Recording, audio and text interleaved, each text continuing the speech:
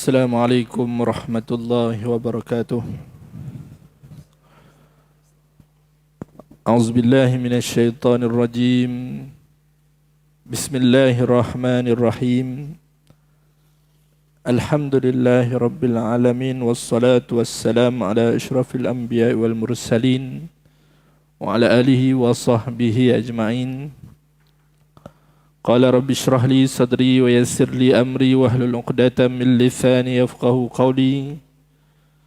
Wa qalu subhanaka la ilma lana illa ma 'allamtana innaka antal alimul hakim. Wa la hawla wa la quwwata illa billahil aliyyil azim. Qala Allah subhanahu wa ta'ala في كتابه العزيز بعد أعوذ بالله من الشيطان الرجيم بسم الله الرحمن الرحيم الحمد لله الذي أنزل على عبده الكتاب ولم يجعل له عوجا صدق الله العظيم. Saya muliakan Tuan Imam, Tuan Bilal yang berbahagia, Tuan Nazir serta seluruh saf kepimpinan masjid. Seterusnya kepada seluruh para asatizah, alim ulama, pimpinan-pimpinan masyarakat muslimin dan muslimat, para tetamu-tetamu Allah Subhanahu wa taala yang pada pagi yang mulia ini Allah beri kesempatan, ruang waktu, taufik dan hidayah pada kita untuk sama-sama berada di rumah Allah Subhanahu wa taala ini, menunaikan kefarduan kita kepada Allah, dan diberikan kesempatan kepada kita untuk bersama dalam majlis ilmu. InsyaAllah kita menyambung perbahasan sebelum ini daripada kitab Al-Adhkar karangan Imam Muhyiddin Abu Zakaria Yahya bin Sharaf An-Nawawi rahimahullahu ta'ala. Dan kita masih lagi pada perbahasan berkaitan dengan pendahuluan kitab ini, menerangkan keadaan orang-orang yang berzikir. Disebutkan oleh Imam An-Nawawi rahimahullah ta'ala, seorang yang berzikir seharusnya bersikap sesempurna mungkin, iaitu apabila kita hendak memperingati Allah Subhanahu wa ta'ala dengan keadaan yang paling baik, yang paling sempurna. Jika dia duduk di suatu tempat, sebaiknya hendaklah dia menghadap kiblat. Ya, kalau kita duduk dengan keadaan menghadap kiblat, itu yang paling baik. Dan duduk dengan keadaan khusyuk. Khusyuk ni maksudnya tetaplah, ya. Bukan kita maksudnya bergoyang-goyang dan sebagainya dalam keadaan tetap. Bila nampak khusyuk, takut dengan Allah Subhanahu wa taala, ya, nampak kita ni keadaan kita, ya, tunduk patuh, ya, kepada Allah Subhanahu wa taala, tenang dan menundukkan kepala.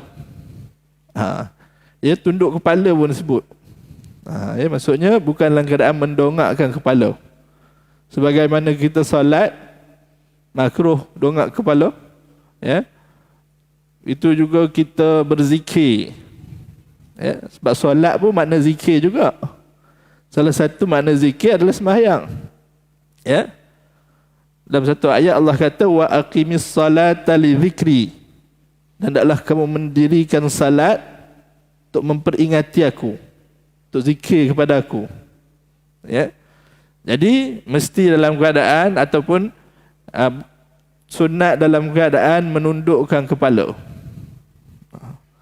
Apabila berzikir tanpa sikap itu tidak mengapa. Tapi kalau dia nak berzikir tanpa sifat itu, maksudnya dia zikir dalam keadaan berdiri, dia berzikir dalam keadaan baring, ya, dia berzikir dalam keadaan tidak menghadap kiblat, adakah salah dia berzikir dalam keadaan tersebut? Jawapannya tak mengapa.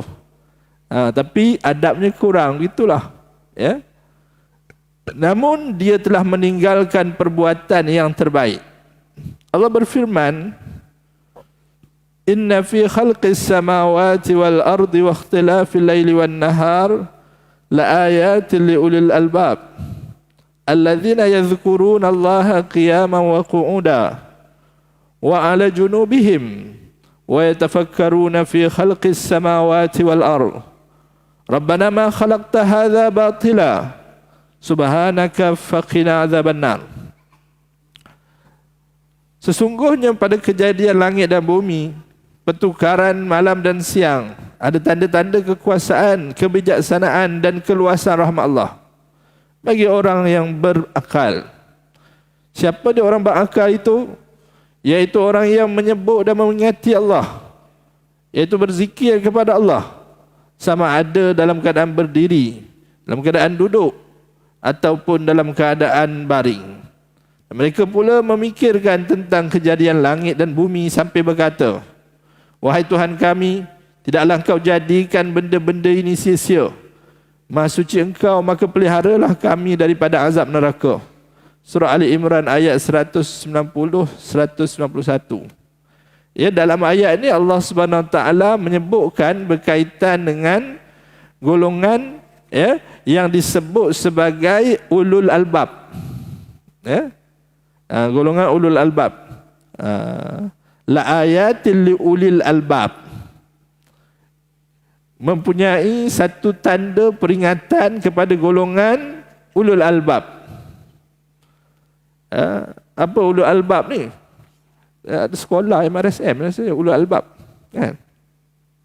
Apa maksud ulul albab? Ulul albab maknanya yang mempunyai akal dan pemikiran.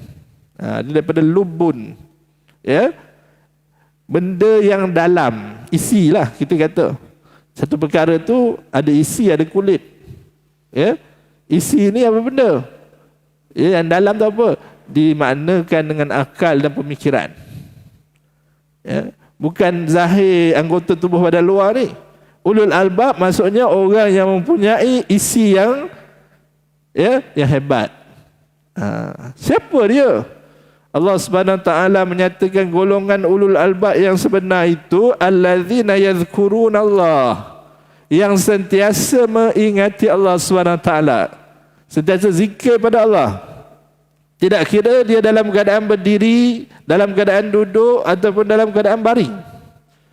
Maka daripada ayat ini para ulama kata tak ada masalah untuk kita zikir dalam keadaan berdiri, tidak ada masalah untuk zikir dalam keadaan duduk, dan tidak ada masalah berzikir dalam keadaan baring. Wa yatafakkaruna fi khalqis samawati wal ard.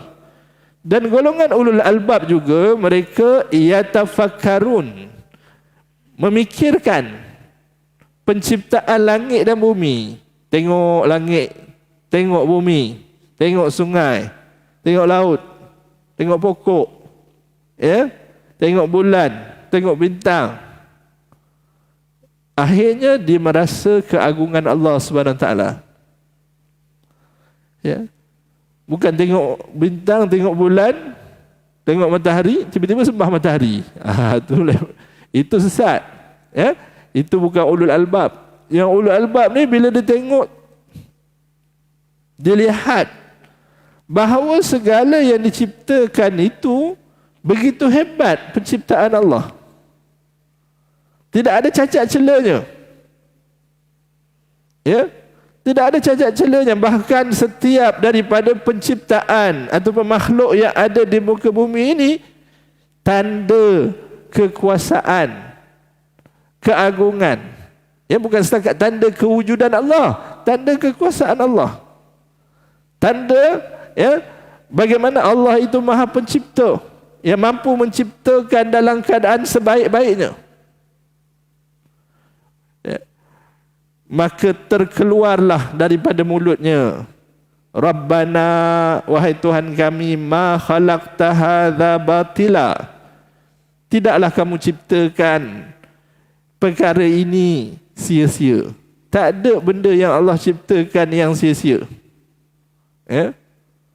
Segala ada, apa yang ada di muka bumi ini semua ada peranan masing-masing. Semua ada tugas dia. Ya? Bukan saja-saja diciptakan oleh Allah Subhanahu Wa Taala. Sebab tu ya, ada suatu zaman, masa bila ya, zaman tu Cina lah, negara Cina disebut dia, sejarahnya apabila mereka ni melihat burung-burung sebagai ancaman kepada tanaman. Ya, suatu ancaman kepada tanamannya. Burung-burung ni bila berbuah dia bagi makan. Ya. Padi lah, gandum dia orang tu dimakan sebahagiannya oleh burung-burung. Ya. Maka mereka pun buat buat apa? Buat projek bunuh burung secara besar-besaran. Burung pemangsa yang duk makan makanan-makanan ni lah, padi apa semua ni. Ya, gandum apa semua tanaman ni. Ya. Buat projek besar-besaran, projek negara untuk apa? Meningkatkan hasil tanaman. Jadi kita kena bunuh burung-burung ni. Bila dibunuh burung-burung, hasil tanaman jatuh separuh. Lagi dibunuh, lagi jatuh. Ya. Kemudian mereka kaji, kenapa pula jatuh pula? Hasil tanaman. Rupa-rupanya burung-burung tadi bukan sekadar makan sikit-sikit hasil tanaman, dia juga memakan serangga-serangga yang ada di tanaman tersebut. Ya. Bila serangga tu tak ada pemangsa, banyak serangga tu. Ya. Serangga-serangga pemusnah makanan makin banyak. Kerana apa? Pemangsanya tak ada. Maka selepas itu, macam mana nak selesai? Kita buat satu projek lagi, bunuh semua serangga ni. Bunuh semua serangga yang menjadi pemangsa makanan ni secara besar-besaran. Tidak arti banyak pula buat tanam padi, ada serangga tu, serangga ni, macam-macam serangga ada. Buat projek besar-besaran, bunuh semua serangga. Bila dibunuh, musim-musim selepas tu tak ada hasil terus. Jatuh, drop, habis. Tak ada hasil terus.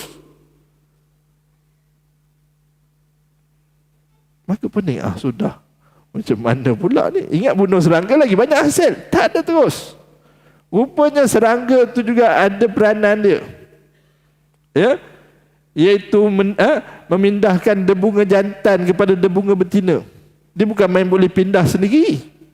Seumpama lebah yang dia menghisap madu pada bunga itu, satu hari ya, lebah itu akan mendebungakan ribuan bunga-bunga yang akhirnya menghasilkan buah-buahan yang banyak.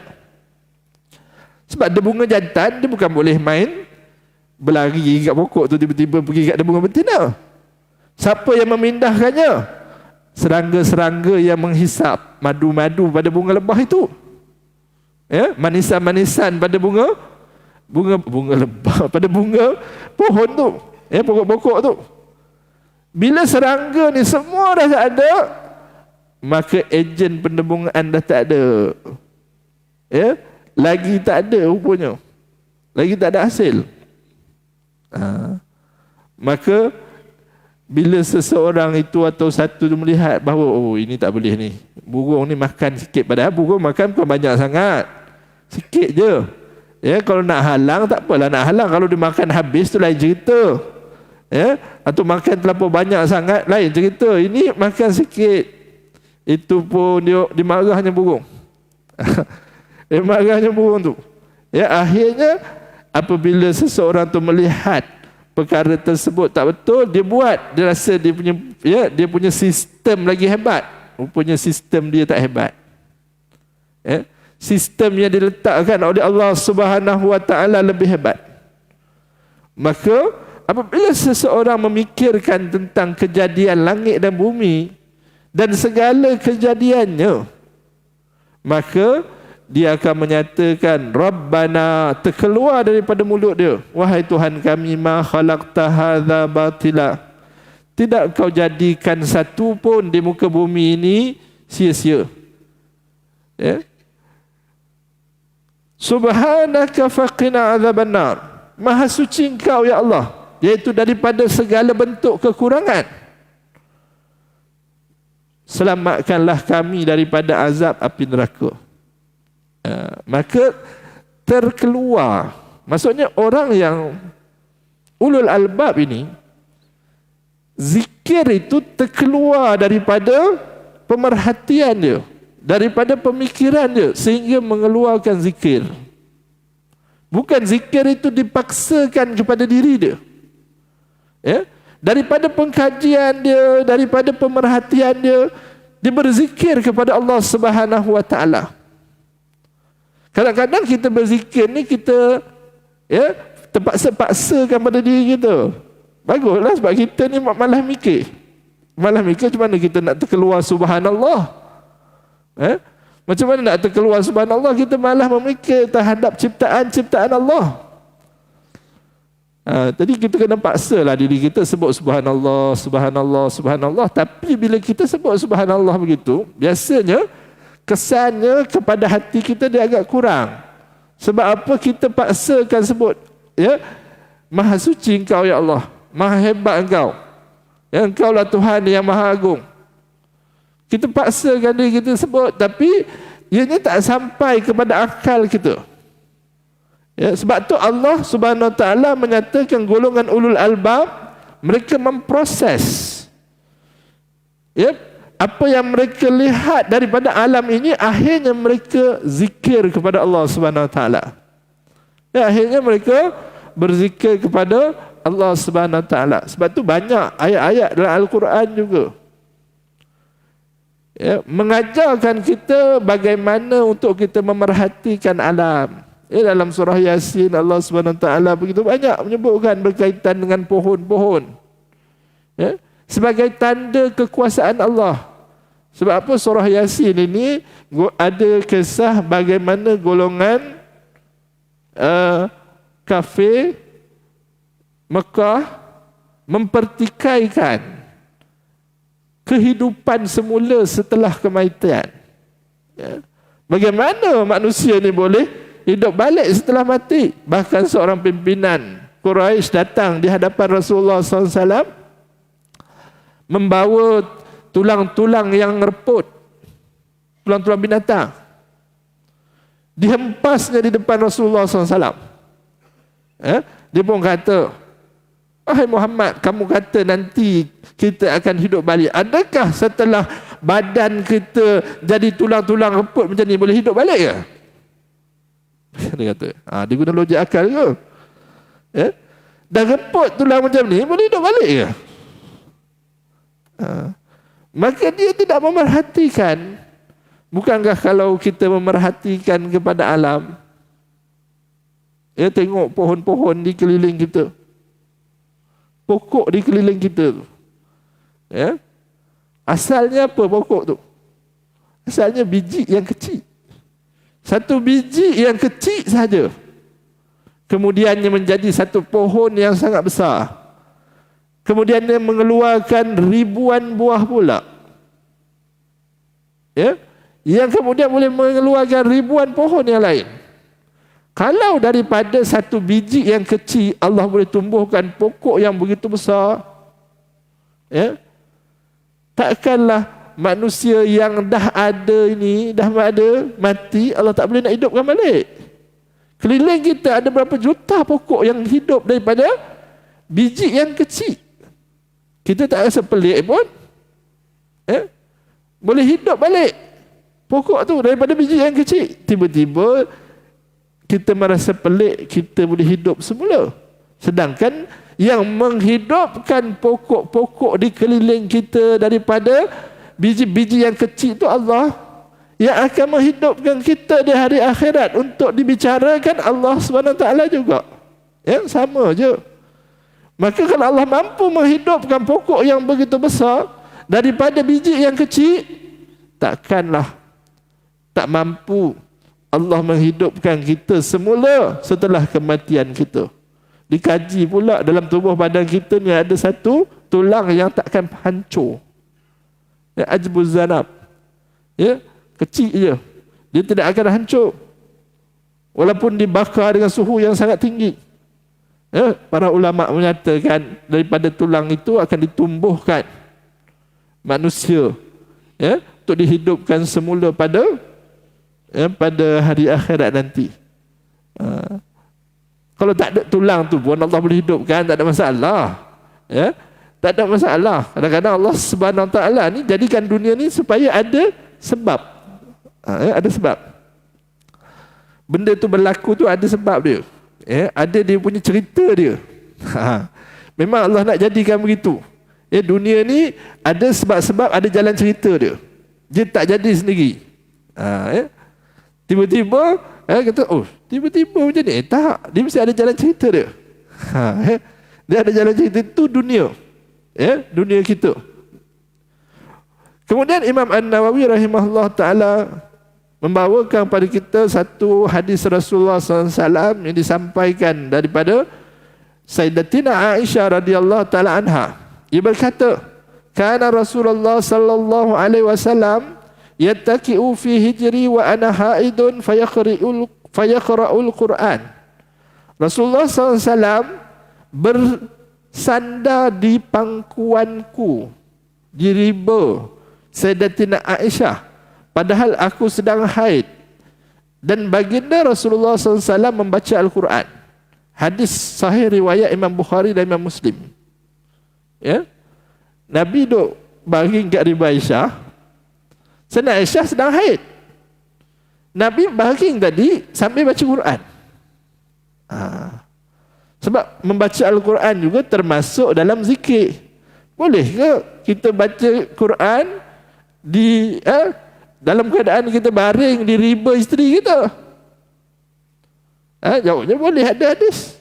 Daripada Rasulullah SAW sedang baring di riba Sayyidatina Aisyah. Walaupun Sayyidatina Aisyah dalam keadaan haid, Rasulullah pada masa tersebut baca Al-Quran. Dalam riwayat lain nyatakan wa ra'su fi hijri, dan kepalanya berada di ribaku. Hadis yang lain Sayyidatina Aisyah berkata, inni la aqra'u juz'i wa ana muttaji'atun 'ala sarir. Sesungguhnya aku membaca juz'i, juzukku, bahagian, maksudnya hizib dia. Apa hizib ni? Wirid kata, zikir-zikir, ayat-ayat yang diulang setiap hari. Jadi setiap orang tu dia ada zikir-zikir atau ayat-ayat yang dia ulang. Dia ambil ayat ni sebelum tidur ke, ataupun selepas tidur ke, untuk dia disiplinkan diri dia. Supaya kita nak disiplinkan diri kita dengan zikir. Jadi kita akan ulang ayat tersebut. Ataupun zikir-zikir tertentu dalam waktu-waktu tertentu. Itu dipanggil hizib. Maka Sayyidatina Aisyah menyatakan, ini la aqra'u juz'i wa ana muttaji'atun 'ala sarir. Aku membaca hizibku dalam keadaan aku berbaring di tempat tidur. Maksudnya boleh saja berzikir dalam keadaan baring. Sebab Sayyidatina Aisyah dia baca hizib dia dalam keadaan baring. Cuma Imam An-Nawawi nak kata yang paling baiknya dalam keadaan duduk menghadap kiblat, dalam keadaan khusyuk, tunduk pada Allah Subhanahu Wa Taala. Tapi kalau dalam keadaan lain tidak mengapa, tak salah. Nak baring ke, nak berdiri ke, tidak mengapa. Tempat berzikir, tempat yang digunakan untuk berzikir itu sebaik-baiknya tempat yang tenang dan bersih. Tempat yang tenang iaitu daripada segala gangguan. Kita duduk berzikir, TV kat depan, orang lain duduk TV je, tak tenang. Macam mana nak berzikir? TV kat depan duduk tayang filem dan sebagainya. Kita duduk berzikir kat tepi, mana mau?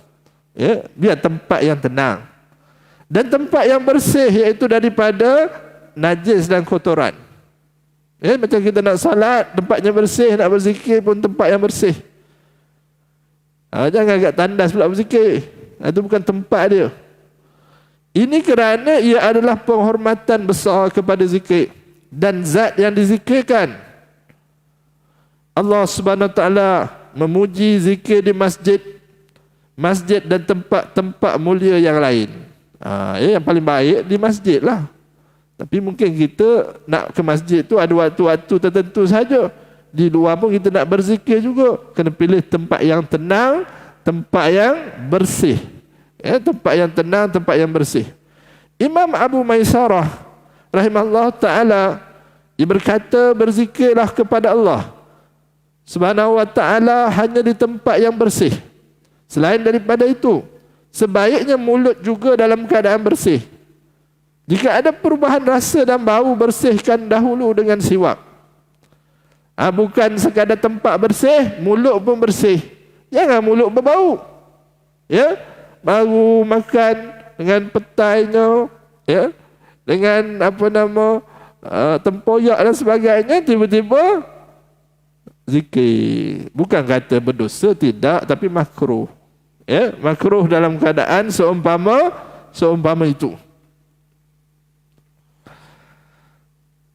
Apabila ada najis, bersihkan dengan air.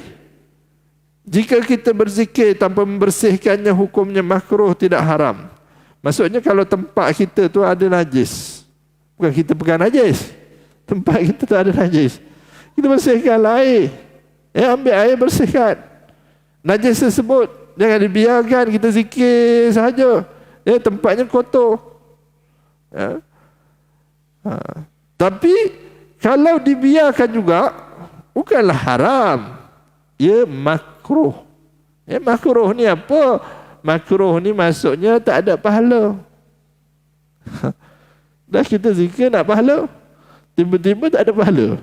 Tengok rupanya berzikir di tempat atau dalam keadaan yang kotor. Begitu juga apabila kita membaca Al-Quran dengan keadaan mulut tidak bersih, hukumnya makruh.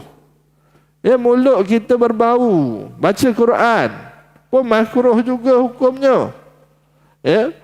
Kena berus gigi, ataupun bersugi.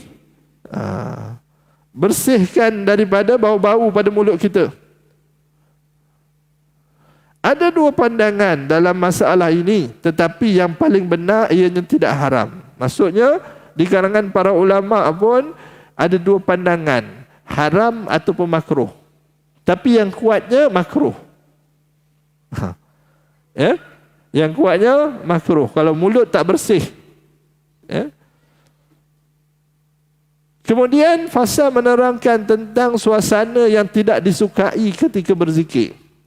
Perlu diketahui bahawa zikir yang disunatkan dalam keadaan kecuali jika syariat mengecualikannya. Kami akan menyebutkan sebahagiannya secara ringkas.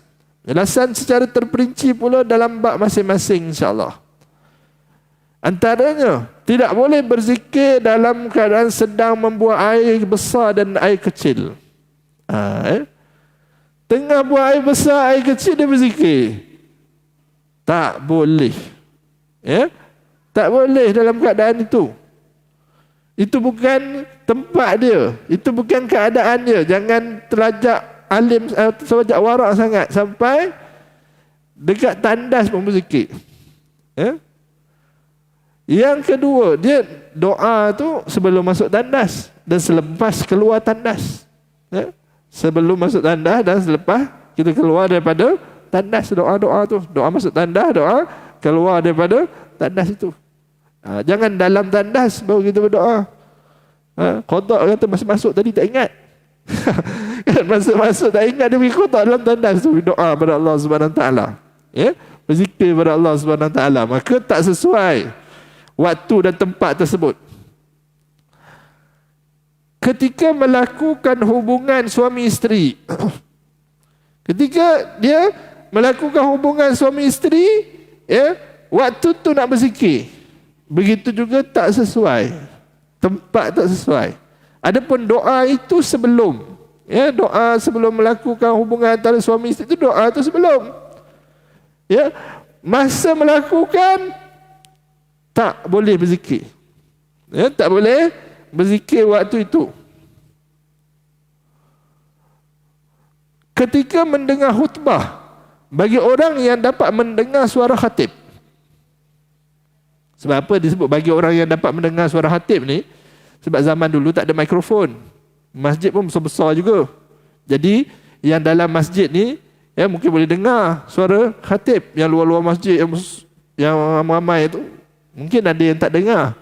Yang tak dengar disunatkan berzikir, bukan menyembang. Ya. Ini kalau zaman dululah. Yang dengar tak boleh berzikir, dia kena dengar khatib. Dia kena dengar apa yang disebutkan oleh khatib ketika khatib berkhutbah. Maka ketika khatib berkhutbah, tidak boleh seorang itu dia pergi berzikir pula. Khatib khutbah kat depan, dia pergi berzikir kat belakang. Itu bukan tempat dia. Tak sesuai.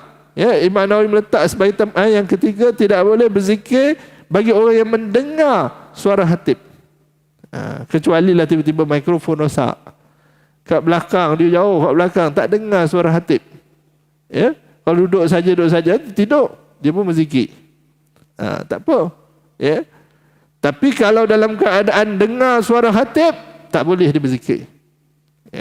Dia kena fokus terhadap apa yang disampaikan oleh khatib dalam khutbah Jumaatnya. Berdiri untuk salat,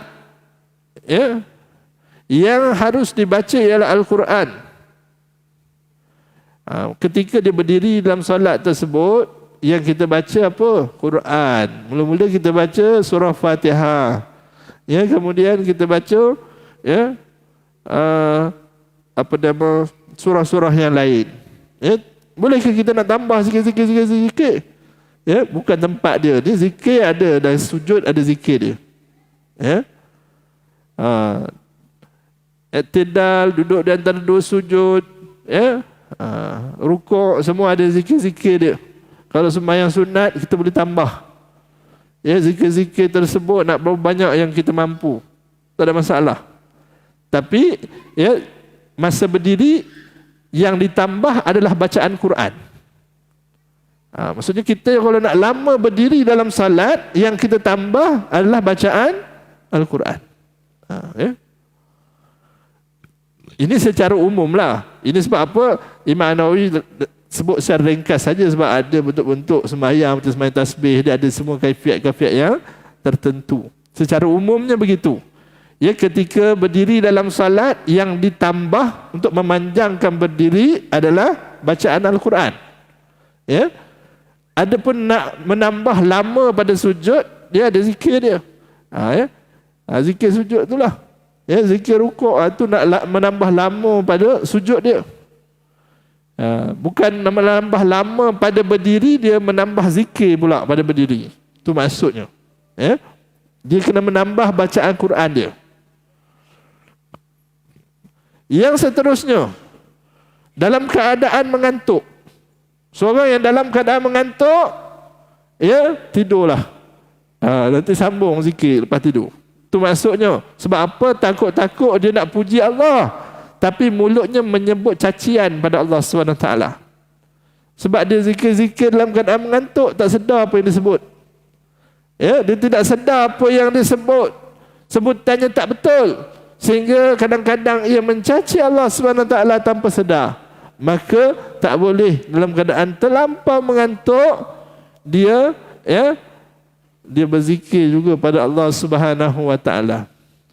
Sebab tu ada satu hadis, Nabi masuk ke masjid Nabi, tiba-tiba Nabi melihat ada satu tali. Nabi pun tanya, ni tali apa ni? Lepas tu sahabat kata, ini isteri kamu, wahai Rasulullah SAW. Seorang isteri Rasulullah SAW, dia pasang tali tu. Sebab apa? Bila dia qiyamul lail, dia mengantuk, dipegang pada tali tu. Dipegang pada tali tu. Sebab nak meneruskan qiyamul lail. Nabi kata, buka tali.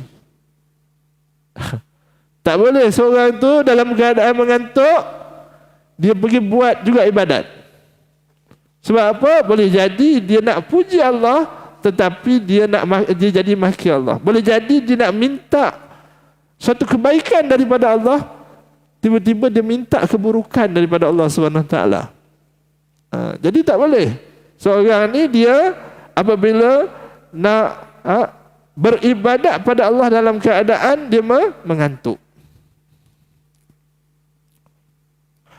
Walau bagaimanapun boleh berzikir di jalan.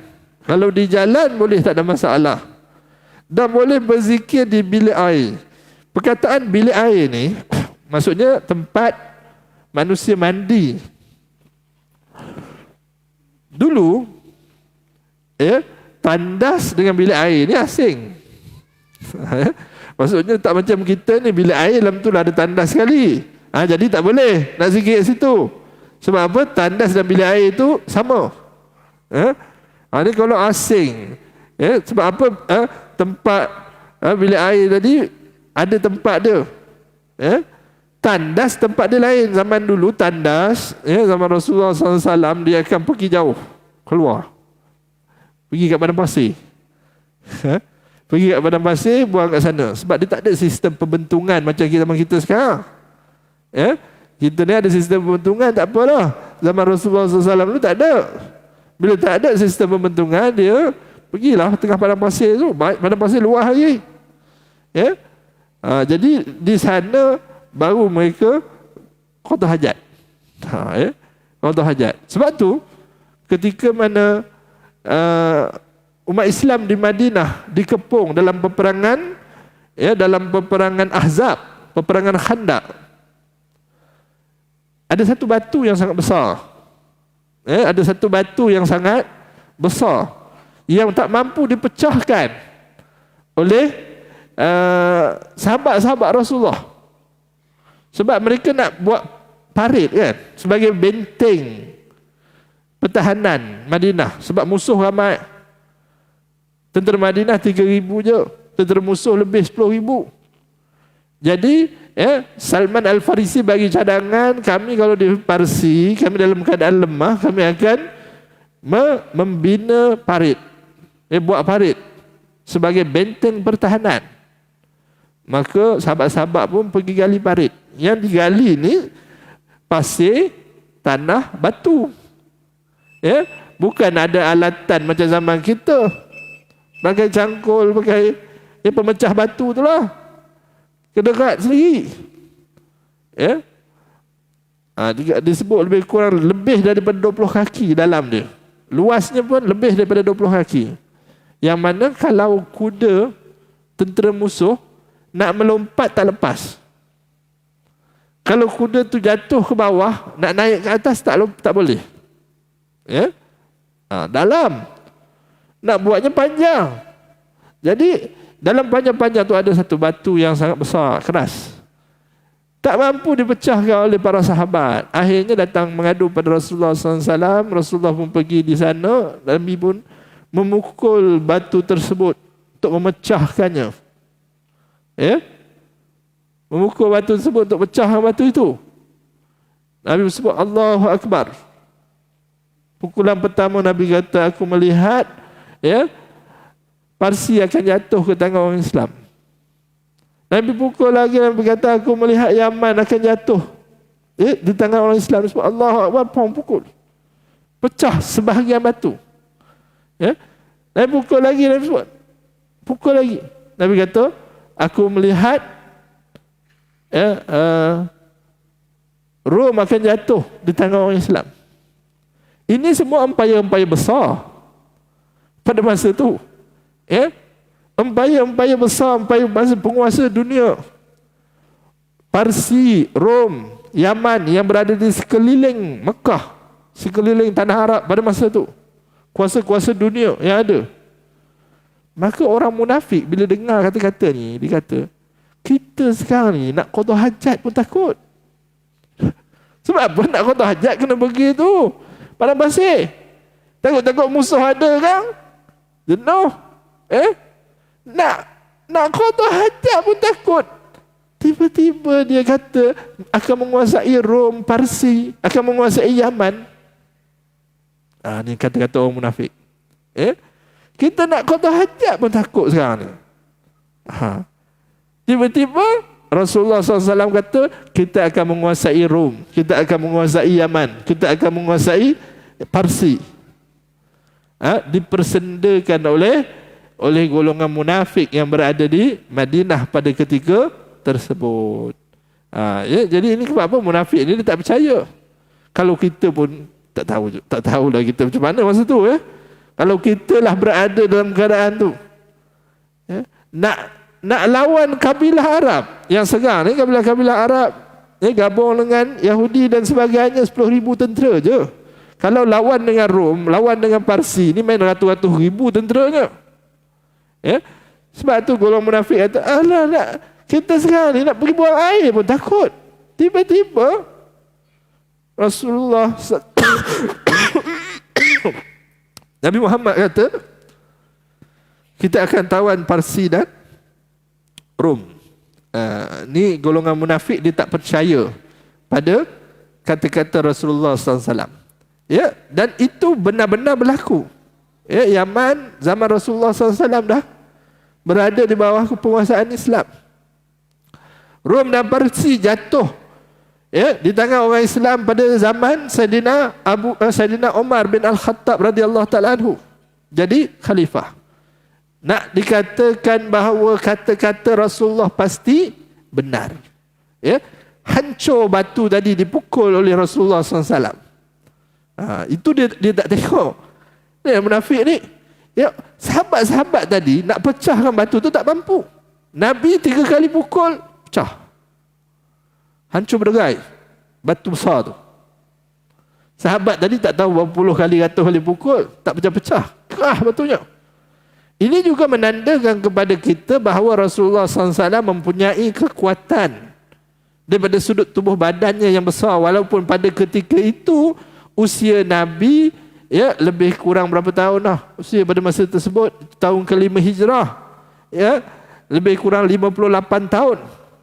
Usia Rasulullah SAW pada ketika tersebut.